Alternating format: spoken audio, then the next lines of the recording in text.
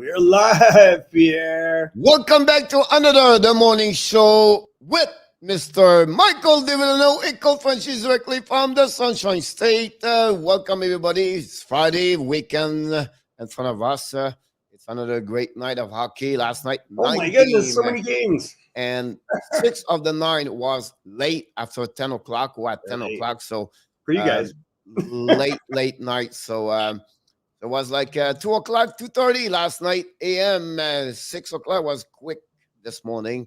But we did it, and we did over there. Welcome back, Mr. Inotap and Frank Zarazar, the Cubano from Cuban, back in the house, number one for the Florida Panthers. And welcome, everybody else. If you are in the chat, welcome, everybody. And that's what's happening for me. Well, it was worth staying up last night, Pierre, because Montreal not only got a win, they got a shutout against the San Jose Sharks. Yeah, it was, a brick wall yesterday. A lot of brick wall last night, by the way. It was not the only one. I think Max Rum and Anderson and, a lot of discussion in hockey this morning was about Frederick Anderson, to be honest with you. But we have a chance and the possibility to talk about all the three over there. But if you talk about Montreal Canadiens overall, as the fans, you're happy to get a W.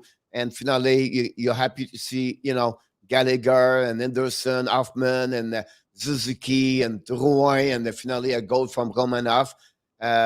Join a little bit. The leader of the team step up to get the offensive again, score 4 goals. That's another big thing. The special team around looking good. But at the end of the day, Michael, to be honest with you, as a coach, and you want to look a bit deeper, I think Dumichon cannot celebrate too much because I'm sure he was upset because the team gave 45 shots and 21 inside the home plate. The home plate in hockey, guys, is from the top circle inside the dots and goes straight to the crease. So it's like a shape like a home plate in baseball. And when the puck comes from the middle of that one, Michael, it's not good sign. That's the high scoring areas, man. Yeah, exactly. And that's because that shows your team did not do well on the zone coverage, right? So at 21 of the 45 shot, Michael, came from there. So the only way you can win is because your goaltender is solid, and that's what happened with Jake Allen. It was looked like that many night Carey Price did it. Was the best performance Jake Allen since he's with the Montreal Canadiens. But again, the special team looking good. You see a little, and you see some improvement overall for the Montreal Canadiens, but not good enough to accept. Oh my God, now it's going to be a 6-7 game straight. Now they have 2 games important this weekend. They can turn around that trip. At least they can get at least 2 or 3 points.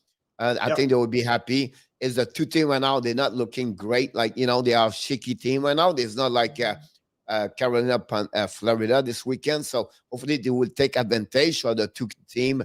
The Kings and the Anaheim Ducks both played the both game, Michael. We have to remember for everybody, game start at 4 o'clock p.m. This weekend for the Montreal Canadiens. Of course, it's a back-to-back. So good to see Samuel Montembeault this weekend. Also, can he start Saturday and he come back with Jake Allen? It will be interesting to see that. Well, I mean, the Western road swing hopefully will help them because the California teams are struggling. We saw last night, you mentioned the LA Kings. Rogers says it's Hoffman's playing well. Yeah, he's got 3 goals in 6 games now or 5? Yeah, 3 goals. The last 3 games, Michael, a score power play. The last 2 goals is on the 5 versus 5. A great, you can see the talent of Hoffman on the as a sniper, or you can see he have a lot of talent on the offensive side. Yeah. So I think that's a positive addition. He's getting acclimated to the team. Getting Gallagher on the board's good. Anderson has 2 points last night. And that's what we were saying the day before. I said, look, you just need to get to Foley and Anderson and Suzuki on the board. And I think we said to you, Michael, also, it's like we complain a lot. Suzuki have 0 goal, right? Now he got his 4 points. He has 4 points the last 4 games. Yep. And, and he'll be fine. That's what you need. You need that guy produce. And that's the reason you get, he's the catalyzer of passing. For me, Michael, and I'm not compare. You know how I don't like compare, but it's a bit what Mitch Marner does for the Toronto Maple Leafs. Score about 20 goals, but 60 assists, like double assists with the number of the goals. Does it make sense? I don't know. I think Nick is more like, I feel like he's like a 40-60 guy. Like he's going to get 25 goals and 35 assists. because he's a shooter. He can really shoot the puck, and he's an okay playmaker, but he'll take the shot before he'll pass sometimes. I think right now he's passing too much. Maybe that's part of the problem. I think one thing don't help him. He changed 3 times his winger also. Yeah, so the stability, I believe, at that level of hockey, Michael, is very important as a center like him. He needs to play with the same players more night after night. That's maybe another problem there, but cannot complain right now because he had 2 other games with 2 more assists. So overall, Montreal step up of the leader. Yeah, I mean, to be outshot like that, San Jose, they're going to have to deal with their own little problems. And I think it's small, maybe like, they got out to a good start. Now, does Montreal play Anaheim coming up soon, or who else are they playing? They're playing LA. Saturday, Los Angeles, and Sunday, Anaheim. So, we saw last night what is going on in LA. They're missing 2 top defensemen, and you can really see it. Drew Doughty had a phenomenal start to the season. With him out for 2 months, 7 points in 4 games he had. So losing him hurt, and then the guy replacing him on the power play is gone. So that's not good news for them, and they struggled a little bit last night. I don't know. There's some weird choices for me in the lines, but overall, good game from Pierre-Luc Dubois again. He continues to produce offensively with Connor and Svechnikov, so I think that's good for Winnipeg. But and he gets 2 goals last night. Look, he is really the one have the most best bounce back, I believe. Like Anderson, I think Anderson for goaltender. I think Dubois is for the players. He has 6 goals. But again, what about Kyle Connor? Wow. Well, he's doing great. 16 points, I believe, 13 points right now. This is without Wheeler and Sheffley. So I'll give you an idea what the talent of Kyle Connor is right now, and they're underrated in NHL. So he's right now the top 5 best scorer at that moment. So, I understand Dubois, but and Dubois take advantage without to have Wheeler and Sheffley around them. So that show what he is, right? 6 goals for me, that's pretty amazing for me. Yeah. So I think, when this guy was drafted, I was really surprised that, the way everybody saw him and was talking about him, that he was drafted so late. And I think we see it. If you go back to that draft, you're like, this guy should have been top 5 easy. We have some people that have joined us this morning. Good morning to Bud the Monkey. Good morning. We mentioned Roger. Vallejo is here from Finland, Pierre. Yep. Daryl joined us, and now we also have the famous Donnie Brasco who says bonjour. Good bonjour morning. Les amis. Bonjour tout le monde. Hey, monsieur. Hey, voilà. Directly from Moncton, New Brunswick, Johnny Golden. Come on down. Welcome back. Michael, you talk about us. We went to the bed late. Him is 1 hour before us. So he went to the bed at 3 o'clock. And he's back with us at 11 o'clock. So you talk about someone want to support us. He's always there for us. That's the one right here. So it's great to see him. Thank you so much. We are grateful, Johnny, to show up all the time. And I think, I have a question for you. Oh, yeah. He was talking about, I don't know. I'm not familiar with this. I don't know if you are. Michael McNiven. Yeah, so Michael McNiven is a goaltender for the Montreal Canadiens, and they play yo-yo with him. He go back up, go back down, everything like that. And he opened up his heart complaining about the organization Montreal Canadiens, the way their behavior versus him and everything like that. And he gave him some goal. He raised the goal, but they put him back down and everything like that. So he's complaining a lot about this. And that's from, a perspective of one player. He's not all... I would say to you, at some point there, Michael, you have to read this. It's solid. It's right. He's right to be like this. But again, at the end, he never maybe have that kind of opportunities about that. McNiven. You have another goaltender with them now, so he never make it. Now with the St. Louis Blues. Forget his name right now, but that's what. I'm sorry. Lindgren or Valiuso? Yeah, Lindgren. Yeah, Lindgren. Charlie Lindgren. That's another one right there. So they've been together, right? Once from the NCAA, everything like that, and so he opened up his heart, and that's what our school talk about this, how the Montreal Canadiens, the way they develop the players, to me, always the best way, everything like that. So that's why he talk about. And Adam Berger from Vegas back in the house, the swimmer. Good morning, Adam. All right, so just skipping, we're going backwards here, but big game I thought last night in Seattle. First of all, Pierre, I don't know if you watched this game, but there was a player that had his first NHL game for the Minnesota Wild, which is the former captain of the Everett Silvertips, Connor Dewar. And Connor Dewar got into his first game. He also got his first penalty, unfortunately. He's had a great start in the AHL, 4 points in 4 games. He had a great year last year. And Pierre, this is a guy that will himself into the NHL. If you listen to our coaches, you listen to scouts, they always have said he's going to get wherever he wants because he's more determined than anybody I've ever met. And that would describe Connor Dewar. So I was pretty excited to see him not only get his first NHL game, but he gets it in Seattle. So he's in, kind of the neighborhood of Everett. And I think that was a great opportunity for him. I hope he sticks for a while because I think he's shown in the AHL, he's a point a game player the last 2 years. And he's a very determined guy. So I think he's going to carve out kind of a third or fourth line role for himself here. But you know what happened to him last night? Aside from the penalty? Yeah. Well, no, what happened? So when you have a rookie, guys, in NHL, they let him skating alone. Yeah. Did you see it? Yes, go ahead. Did you see it? Yeah, go ahead. Tell it. So what happened? He escaped himself, and then unfortunately, I don't know what he did, but he touched the puck, and he fall. So he fall on the ice by himself. Nobody. He's alone, skating around, and then, I don't know, he put his skate on the puck, and they slip, and he fall about that. So, but I just want to mention this to you. But so what I mean? Well, it's an exciting thing for us because, 3 years ago, this guy was on our team. So I'm excited to see him in the NHL. He made a quick work of it. But again, that game is about Aiden Fleury with 2 goals and also Brendan Tanev. Talk about 6 goals for Dubois. What about Brendan Tanev? Do you believe the Pittsburgh Penguins doesn't like to have him right now? I mean, he is. We always knew he was a character person, just like his brother Chris. And he's a quick player. And you're seeing he goes, hey, my team needs me to do this, and that's what he does. And that's he play a role, the third role, bottom 6, right? Doesn't care what it is. That's the kind of players Barry Trotz would love to have on his team. Oh, Mariello would love to have that kind of players. And remember, when I listening Brent Burke, he was not happy when they let him go. They did not want him. He doesn't want to send him. He did not want him to go, but they have to for expansion. But again, I think they make a mistake to let him go. They made 2 mistakes because Jared McCann and Tanev are on this team, and they're both playing great, Pierre. I mean, but they make a trade with Toronto, but I think Toronto make a bad mistake over there.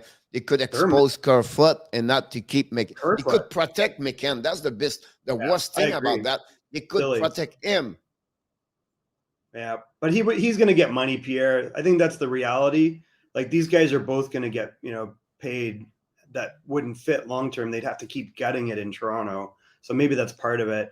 The other guy, by the way, and I know you said this the other night, how is this guy playing so much is Gord. If you watched the game last night, first of all, I felt like last night was absolutely Seattle's best game. The reason they won was not because the other team was bad. It was because they took the game to Minnesota every shift. And that's what we expected at the beginning based on the makeup. So I got to give credit to the coaching staff and the players, and whether they're at home, and that's a part of it. The fans are really loud in Seattle. We know that. They're great supporters of the team. And the players last night, you could see the tenacity. What you said about New York Islanders, Barry Trotz would love pretty much every player on this team last night. The way they played. Like you said earlier, right? They cannot score, right? It's a team can win only 2 goals per game, 3-1. They show again yesterday because honestly, they scored in an empty net.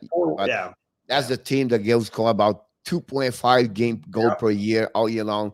They don't have no sniper really where they can go night after night, but this game can work all night long. It will give every goal you're going to score against them. You have to work on it. It don't give you any free goal, or you have to work hard every single time you play against the Seattle Kraken. They show it this. The way they win Michael yesterday, that's what it's going to be Seattle Kraken, 82 games, most of the game. Yeah, and if they play the way they played last night, there were short passes, guys were in the right spot at all the right time. When they didn't have the puck, they were all over the other team. And if they play like this, they're going to be very difficult to beat. They will be as competitive as we would have wanted them to be. So I got to give them credit.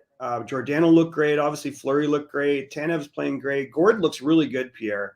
If you watch him, you'd be like, okay, I get it. Like, he's got something to give on the top line. And McCann's excellent. The guy last night who almost scored was Kaprizov. I don't know if you saw, he stole the puck twice. And the one time he got a breakaway, and it was a huge save by Grubauer.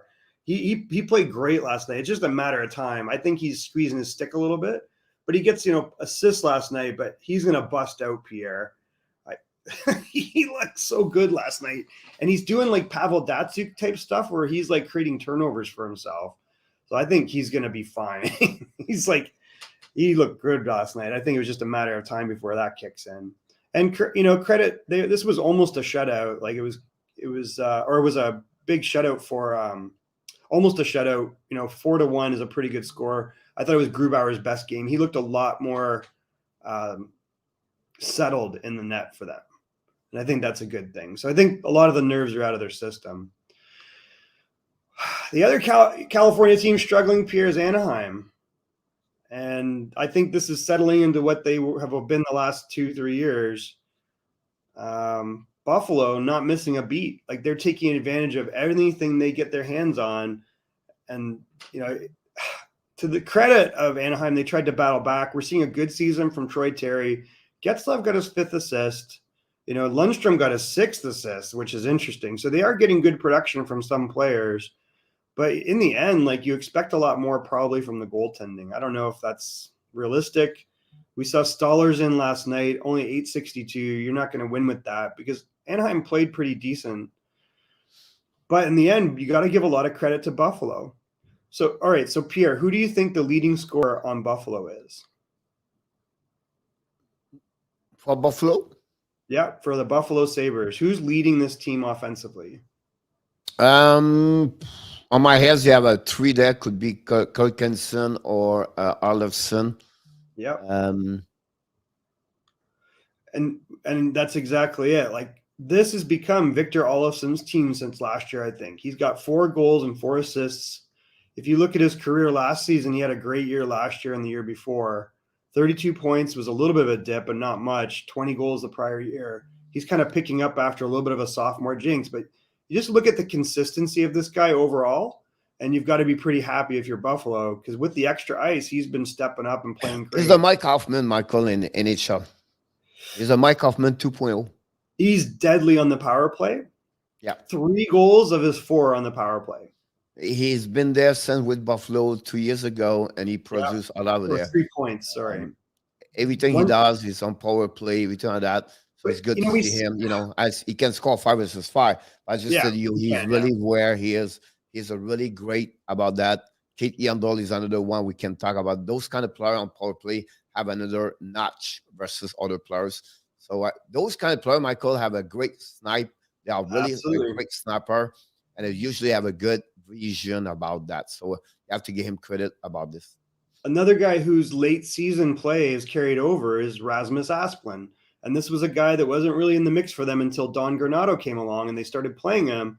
And you look last year, he finished the season really strong. He had 7 goals in 28 games. And you could see he was taking over the third line center role for them. And now he's got 3 goals in 7 games. And every game he looks like he's in the play and he's a mature player and he's playing really well. He was a 2nd-round draft pick, not a big guy, but he's quick and he plays a 200-foot game and he's got some offense. So these are all good news stories. The other guy who I think is having a good year for them is Tage Thompson. And I think that's a good news because that's one of the last pieces they have in the Ryan O'Reilly trade. And he had a real hard time. The guy's 6'7", Pierre, but he's got the skill of a smaller player, which has always been a good thing. From Glendale, Arizona, a big part of the U.S. development team.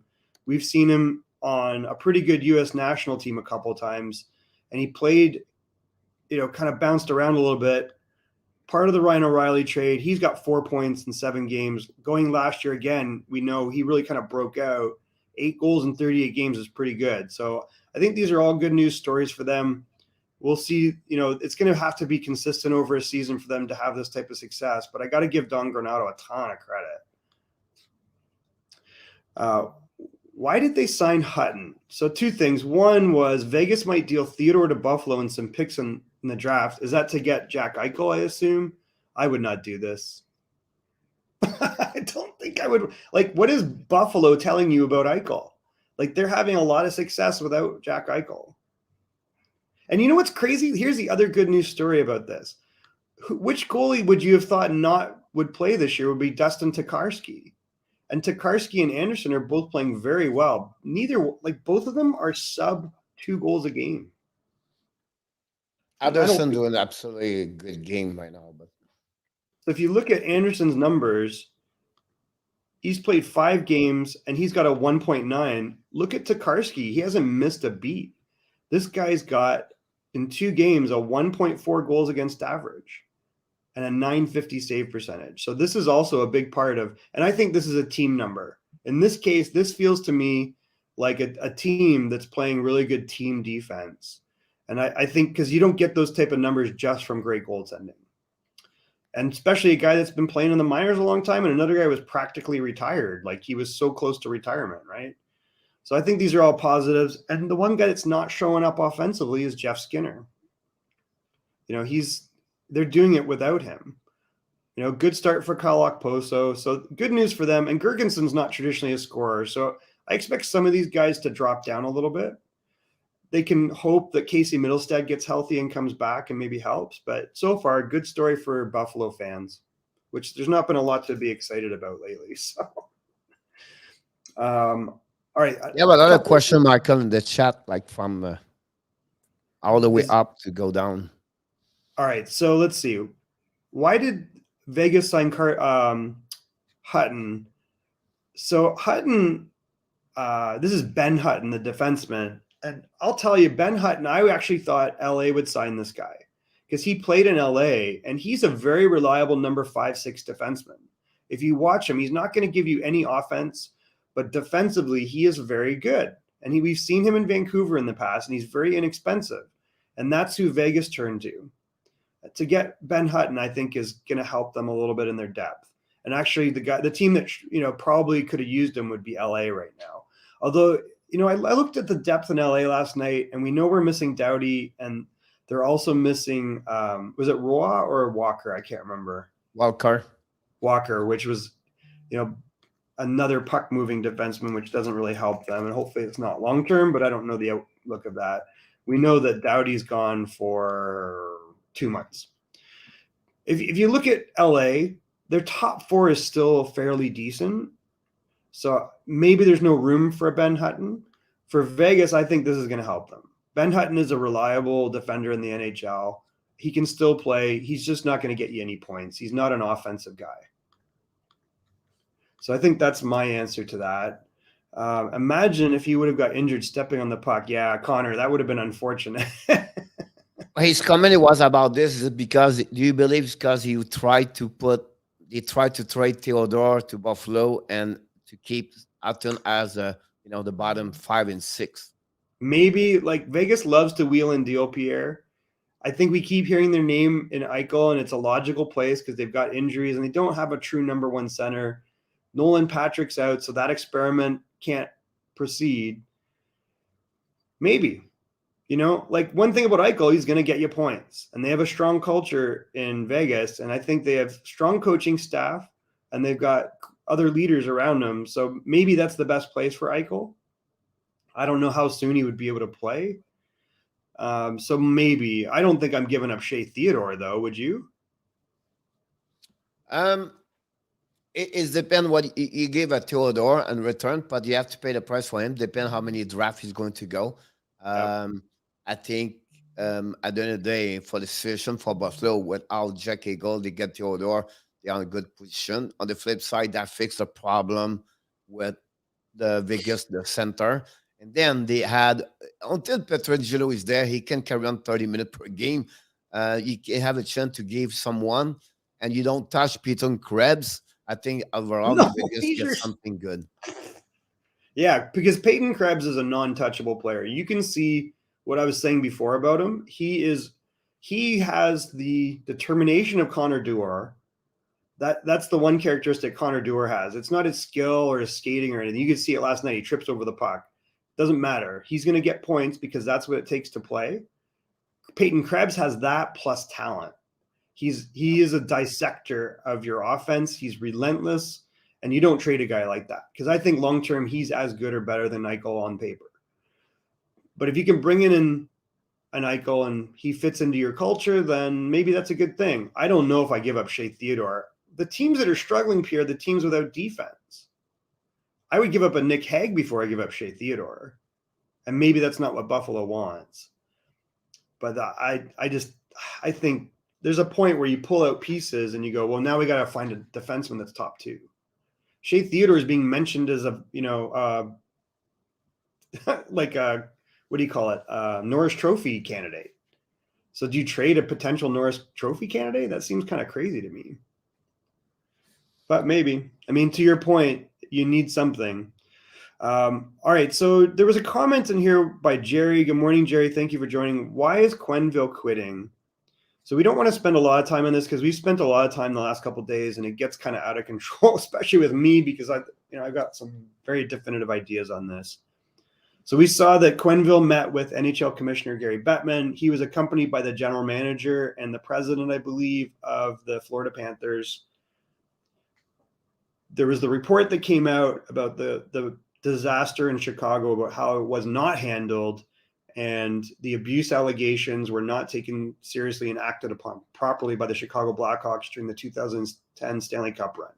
Part of that, there's probably multiple touch points of where Joel Quenneville, it could be pointed out as the coach of the team, while he's not primary on this, Pierre. And that's, I think, the one thing that came out to me is, I think what was raised to him was, hey, there's an allegation against a coach.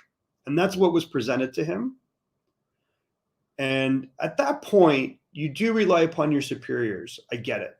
But when you start hearing these other things and you have a player that's struggling who made the allegations, there's probably some onus on him. And I think there's just overall key learnings here that everybody failed Kyle Beach. And that is being extended to a lot of members of the Chicago Blackhawks. Stan Bowman resigns. It makes sense based upon what's in that report that Quenneville would say, you know what, I failed in this area. And I think that's what he said, that his he feels terrible, obviously, towards Kyle Beach and that they let him down because they did. And I think it's appropriate that he steps back and deals with this because I think there's a lot of blood on a lot of people's hands on this. And he's not exempt. He's the leader of that team. So that being said, it leaves a vacuum in Florida. And I think a lot of people are wondering who's going to coach the team. They put in Andrew Brunette for now, former NHL player. We know he's been coaching for a while. I'm not sure this is the answer for Florida because they, frankly, no matter what, on paper and everything else, they are the top 2 or 3 teams in the NHL, in my opinion. So we've bantied around different names. I know there was questions about who would replace him. I'm not sure what they're going to do. And Bud the Monkey asked, who are the candidates? And I don't know who the exact candidates are. Right now, they put Tortorella there, Bruce Boudreau. They have right now, honestly, Andrew Brunette is right now a tag interim at that moment. Yeah. I think Jim Montgomery was also associated on that again. I think one there we don't talk a lot is Rick Tocchet. Well, that is a good point, Pierre. Rick Tocchet is very well respected around the NHL. I think we see why he left Arizona because they said, listen, this is our game plan. And he's like, I don't want to be a part of that. He wants to win. And I think this would be the absolute best team he's ever had. He's won Stanley Cups. He's been around Mario to win. He understands what it takes to win. You can see he's tough, but he's well-spoken, not without controversy in his own time, but he's overcome that. I think that would be actually a very interesting option that we haven't talked about. Yeah, Corey Hill said about the Buffalo Sabre with Jack Eichel. I don't see Ottawa go that kind of. They have a difficult time to pay Kachuk, how they can pay Eichel, right? So I don't see this happen over there for that one over there. And I'll ask you, how do you consider Rasmus Dahlin? Where's the Rasmus? Oh, here. Do you consider Rasmus Dahlin to be a bit of a disappointment? Absolutely not. If you watch him, you're not disappointed in Rasmus Dahlin. Like Rasmus Dahlin on any other team, and look at how the team is doing with him. He is a number one defenseman in the NHL. This guy, you probably got him for a steal because he's still fairly young. He's had no one around him to help him develop. And he creates offense without being a terrible defender. Like his talent level is super high. It's on display. He's a very capable guy in both ends of the ice. He's not perfect, but it's not like he's dealing with a perfect hand either. So I think Dahlin, I have no problem with him, first of all, being that first overall pick, and he is still elite level talent. Getting a guy like this is like impossible, you know? Like if you like a Quinn Hughes, I'm sorry, I still prefer Dahlin. Yeah.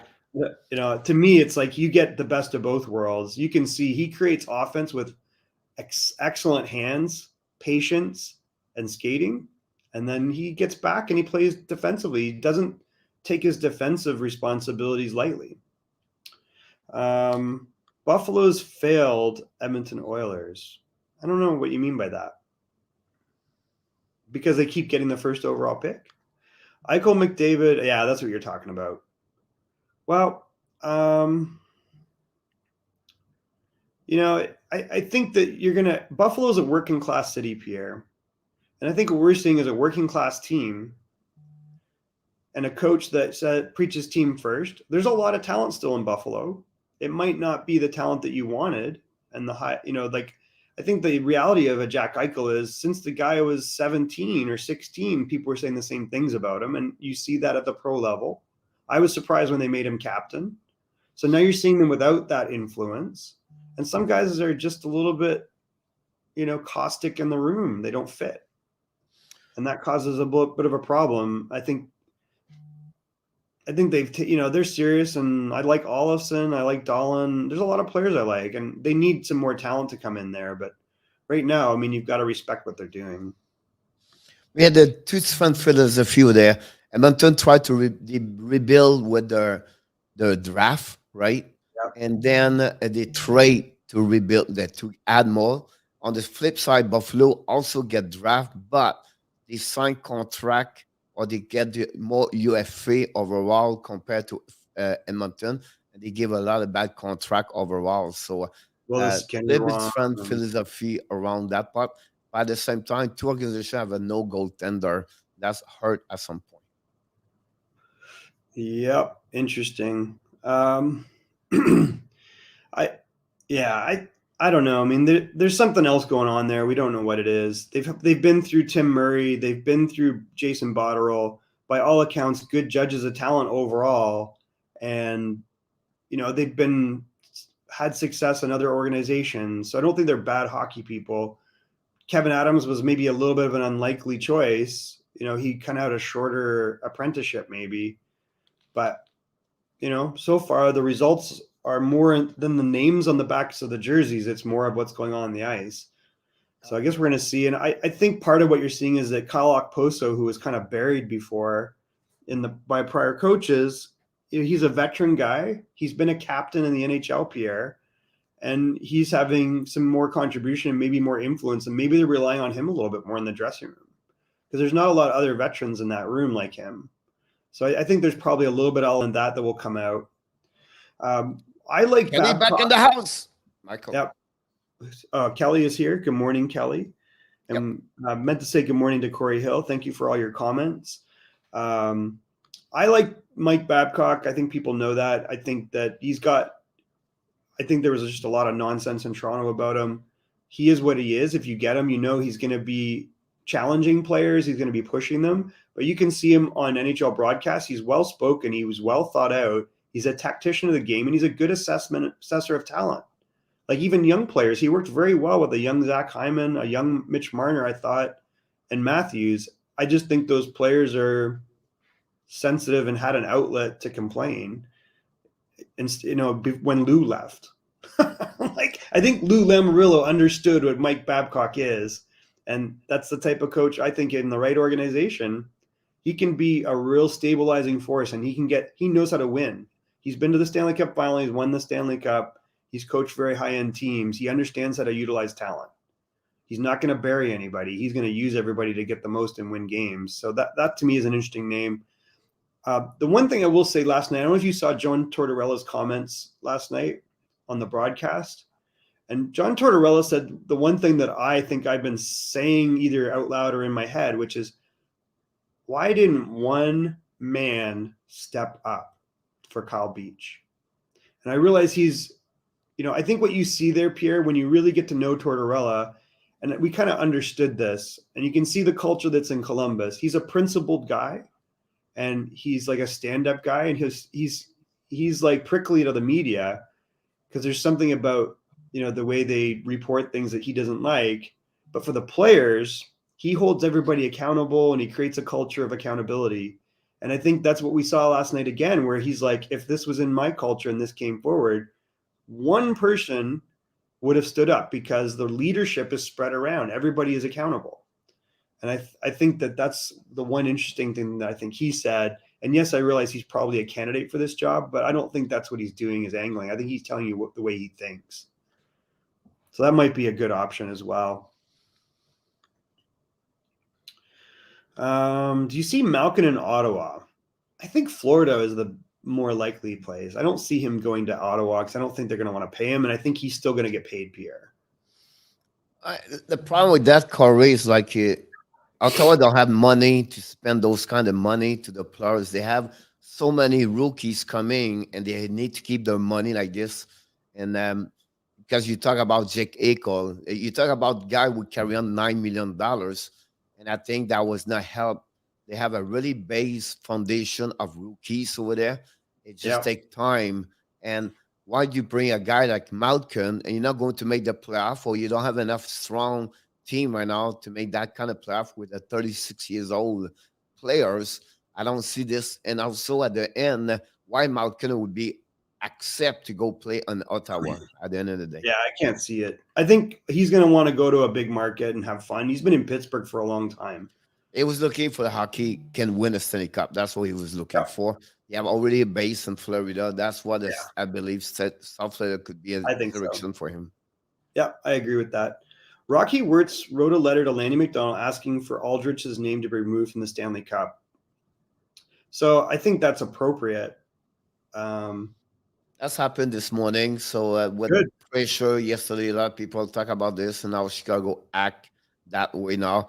And it would be interesting. Now the only way they can remove, you have to coming from you have rules, whatever they are. You have to come for the Chicago Blackhawks or the team, and they request this morning. Good. I think that's good. Johnny Golden said they'll put it through his name. So that makes sense. I was going to say they would exit out. I don't know if there's any precedent of this. I can't recall. Aside from mistakes, but obviously it was a huge mistake with this guy. Okposo will be the new captain. It wouldn't, that would make a lot of sense to me, Pierre. Captains don't have to be forever. And I think that if Kyle understands, he's a mature guy. He was a captain in the New York Islanders. They brought him over for not just his play, but his leadership. And I think it would be smart to give him the C because he shows he can score a little bit still. I don't know if he'll stretch out long-term, but I think he can still contribute. Did you hear Manny Viveros? So Manny Viveros is a longtime coach, and I think it's not a terrible option. But if there's risk in this, Pierre, I think you want an established guy that's been to the dance. Like Tortorella's won a cup, Babcock's won a cup. Those to me are guys better than a Bruce Boudreau. If you're banking that Bruce Boudreau is going to finally have success in the playoffs, I think that's a mistake for Florida.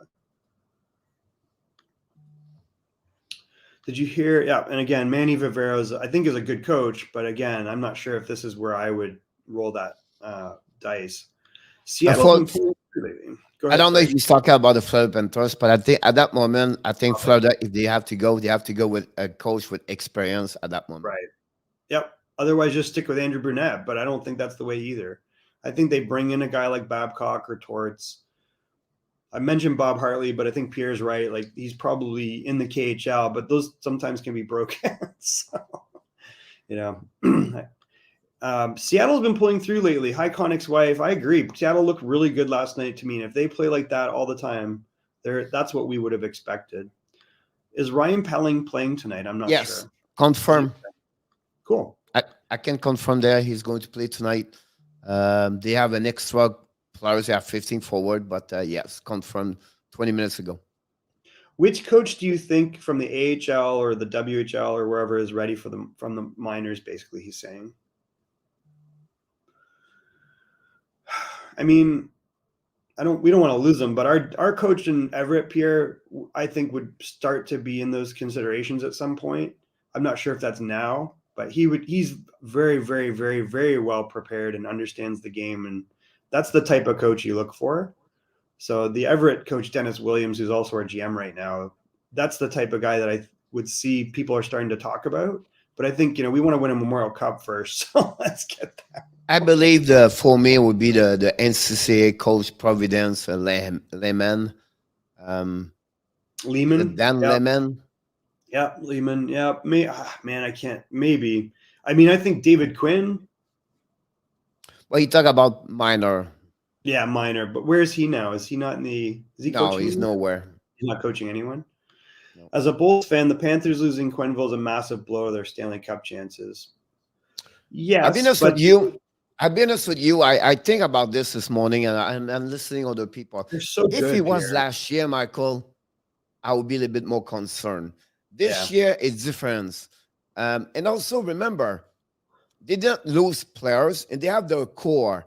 And the core is Ekblad, Barkov, and Huberdeau. I understand what Quenneville bring on the table. I can understand that. And some are very frustrated, everything like that. But at the end of the day, I still believe this thing is going to consist to win, everything like that. And because they don't lose their best player, they just lose a coach. But at the end of the day, last year would be hard. You have new players, everything like that. Now Bennett. The only really player they add, Michael, is only Renard. So the rest, they've always been there. So for me, yes, it would be a little bit difficult, but to put them out, I don't think so. That would be so dramatic. You can have some bounce, some left and right, but to put them really, I don't think so. Yeah, I think this team is so deep, Pierre, in every position. And Michael, I'm being honest with you, Michael. You don't need to match up. They don't have to match up.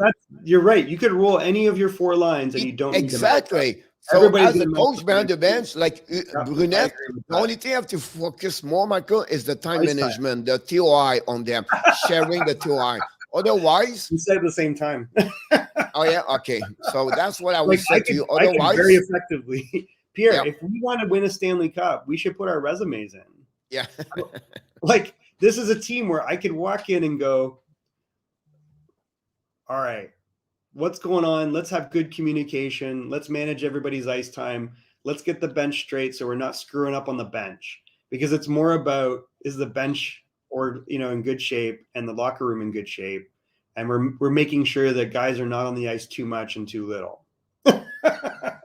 And then you tweak, right? You obviously need the power play to stay intact, but the personnel's there, and a lot of the NHL is about execution. If you talk to Steve Spott, for example, Steve Spott in Vegas says everybody's got kind of the same power play, but it's about the execution. At the NHL, there's no secrets. So I think it's you do your work. This team is at that point where it's just someone just needs to push it over the edge a little bit. Exactly. Yeah. Most saves in a shutout history: Jacques Plante 52, Jake Allen 45. Oh, that's an interesting stat. Yep. Oh, wait.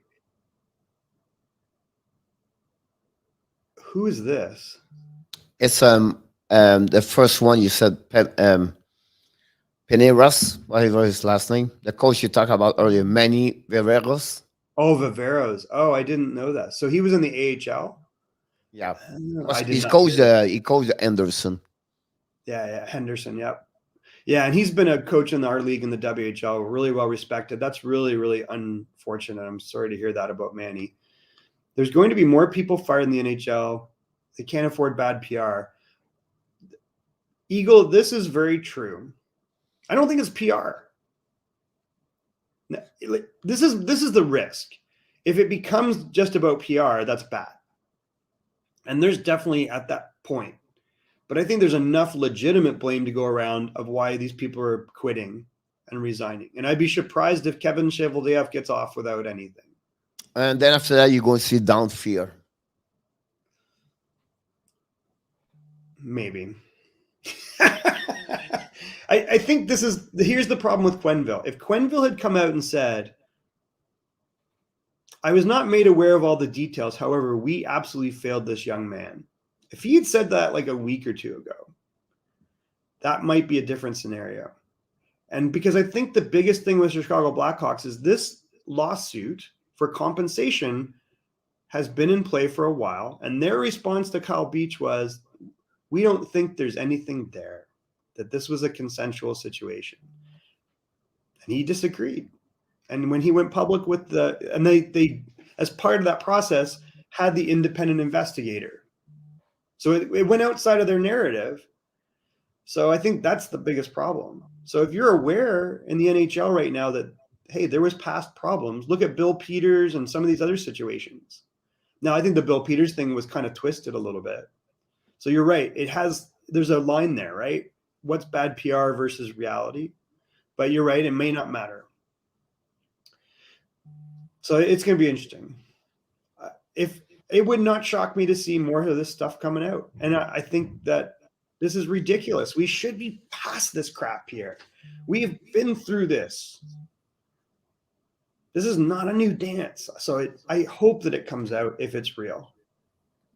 Because this has got to stop.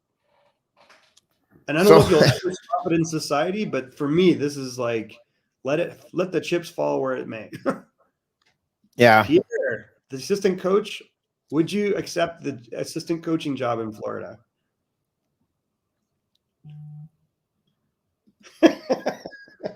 Would you like to be the assistant coach of the Panthers?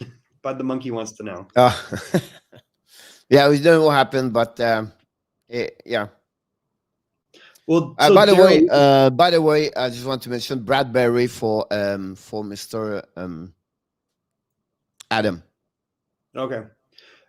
Pierre, I'm at the 10-minute warning mark. Is there not an HR department? HR was involved in this, Daryl. So allegedly, they referred this to the HR department. So I don't think that they should be investigating any of this crap, Pierre. And when we're in minor hockey, we don't investigate these things. When an issue comes up, we refer it to the police. And the WHL, we have a police liaison. And I've had multiple conversations with him when I was director of coaching. And I'm like, here's the situation, here's the people, here's their numbers, you deal with it, because it's not up to me to do it. And that's the way it is. That's the law for minors. So I think it's going to come down to this. And I don't know if police are adequately equipped to deal with this stuff, but they're better equipped than an HR department. The only thing did not help Joel Quenneville, Michael, is he said during the meeting, hey, we are right now to race to win the Stanley Cup. We're going to deal with this later. And that's the only thing hard of all the people around the hockey, not me, but higher level, they are upset about that because he preferred to focus on the Stanley Cup versus to focus on the players, everything like that. Again, should have walked the guy out. This is what Tortorella and the guy said, right, Pierre? But how hard would it have been to walk that guy out the building at that moment? Just walk him out and we'll figure it out later. You're not part of this. You're on suspended. the flip side, Michael, okay, suppose he said that, right? But the problem is after the Stanley Cup, no action happening after that. As a coach, that feeling, I can see this the way he said that. I can feel that I know why he did it. Yeah. So again? Yeah, I agree with you. I know why he did it.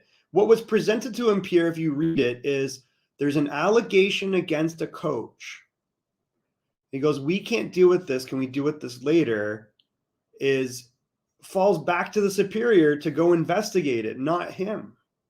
What should have happened, and I don't think you can rely. That's why I say you can't rely on the coach. When I'm the director of coaching, I don't rely on the coach to figure it out. I take it out of his hands and I call the police. But again, they don't want to do that. They don't want to do that because he wasn't the race. They wasn't the final conference right now. They have about 6 games to make the Stanley Cup. So what he did, he said, let's wait when it's over, and then after that we can deal with that part of there. He does not want to lose his video coach. He does not want to lose the momentum and the players to get distracted or disturbed. That's what Quenneville was focused on it. Right or wrong, I don't know. But my point to you is after that, that's what I'm concerned about. Like Josh McDonough, Stan Bowman, and then maybe Coach Quenneville should knock the door and say, hey, by the way, what's going on now? What we have to do. And that's what Paul Vincent is upset. What Paul Vincent said, that's why they dropped the ball after the Stanley Cup. Yeah. And I listen, I'm not advocating him. However, this is where it breaks down. Should Quenneville have done something? There was lots of statements made in the locker room. There was known that there was some incident. The way it was presented in the locker room, I have no idea. In the end, I think it's best that everybody step back and deal with it. Go figure it out. And what would you have done differently? Because you can't leave this guy on the bench, Pierre. It's going to be constantly questioning the decision.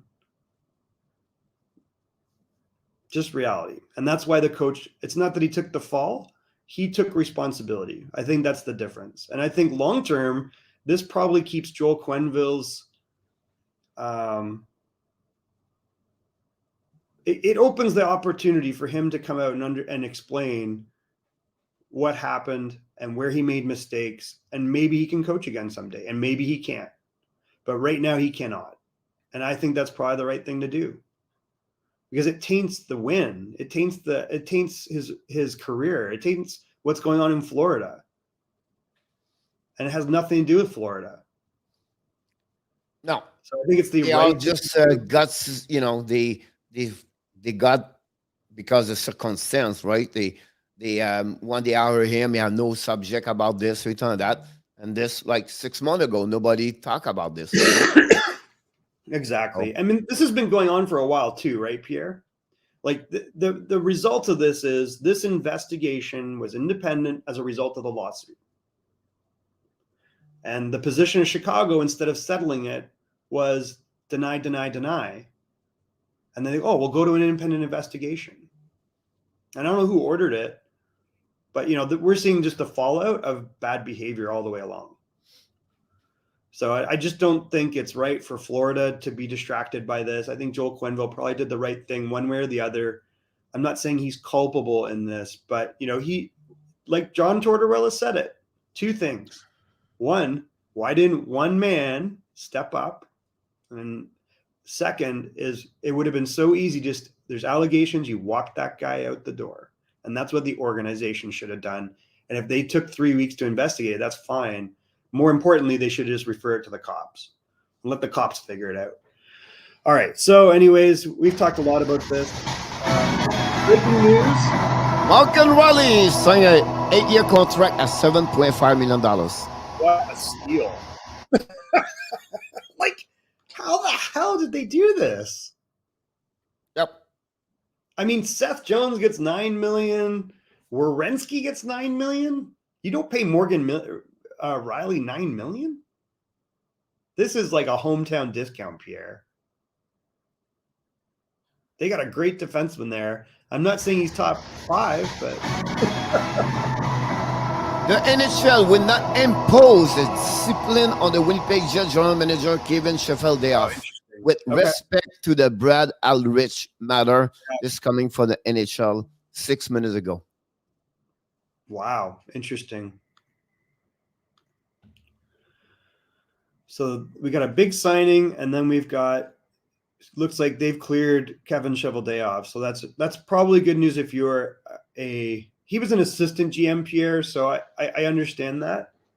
And he's been he was just Kevin Cheveldayoff. I don't want to defend him, but at that moment he was only a junior person inside that organization. He was the bottom of everybody was around that table. He was the only one was really not, cannot knock the door. Say, by the way, we should not do that. I mean, he was the lower job over there. He was only at the beginning. He was very young at that moment. So I can only say the reason why they act that way. That's not defend him, but I just mentioned the reason why they go that direction. That's the only thing I believe, because he was mentioned early at 7 o'clock this morning on the NHL. they would believe they would not maybe not let give him a pass because he was the lower job inside the people. Yep. I just want to address this. Eagle Fang, if they arrest someone every time they accuse someone, that's not what we're saying. And we've never had an arrest when we referred things to the police. The police are equipped to investigate crimes of a sexual nature and abuse and harassment crimes as well. So in, for example, the state of Washington, as a coach or a director of coach or an educator, you are a mandatory reporter. That means if you think there's a list of stuff that you observe or see or hear, you do nothing except you refer it to the police. So when we would get wind of, even between a 17-year-old and a 15-year-old or an adult and a child or whatever, it's not my job, and I am not equipped to investigate that, Eagle. And we had a police liaison, and that police liaison would come in and sit down in our office, and he would investigate it from there. And that was out of our hands, and we had nothing to do with it afterwards, because what they're held to is the law. They're held to the Constitution, and we're just people in the mix. And we have, biases, and that's their job. So that would have been, in my opinion, the appropriate thing to do. And I believe that's what's going to happen in the future. I believe every NHL team, like every WHL team, will have a police liaison. So I just want to mention to you, Spencer Knight start for the game because of Bottom Monkey, and Lundell is out, by the way, Michael, tonight. He is. It's unfortunate. All right, Pierre, I have to jump. Unfortunately, I have life and work. Do you want me to leave you on? You can talk to people or talk. I just want to mention to you, we have a 6-hitter this morning, so 6 people does not like what we do anymore. So that's the whatever. New, yeah, that's fine. That never happened before. So we have people no, but this is a right about this. Do you believe? Because it's funny, Michael, because we have an average of about 20 people per show, right? Yeah. And 6 different people on the 20. So sometimes one person has different account and they use the same thing. So someone is upset about us, but that's what we do. Hey, listen, you don't like the reality. You're obviously not mature enough to deal with this difficult topic. We care about kids. We care about players. We care about hockey. We care about the integrity of the game. And we know, because we have dealt with these problems as coaches, as directors of coaching, we've dealt with it as participants in a sport that have, in different generations, Pierre, had very major scandals. And here we are again. We still can't handle it. And we got to get better. And when I say we, that's the only collective in hockey. Yep. So on this, guys, have an amazing, great Friday. We're going to be back 5 o'clock p.m. with Bob Gainey, Michael. By the way, next week, we have the Bottom Monkey. What's his name? The guy does the Panthers, the Buffy. I don't know. Mike, Bottom Monkey, tell me the name of the guy run the program for the Panthers on the YouTube channel. Anybody knows his name? We got him like 2 weeks ago. Jesus, 1 month ago. Anyway, he will be back with you, Michael, with us 11 o'clock Wednesday. So it'll be a great subject to thinking about what's going on. We'll be interesting to see Florida tonight, Michael, again, the Detroit. And then Flying Fluffy is going to be with us Wednesday, Michael. And good. Yep. And then we have Florida and Boston tomorrow will be interesting to that. I took the Argentina and I married some elements. An amazing great weekend, everybody. Thanks, Michael. Intact as well. Thank you. I don't know why I can't hear anything. A revenue type that I needed, and have there we created go. like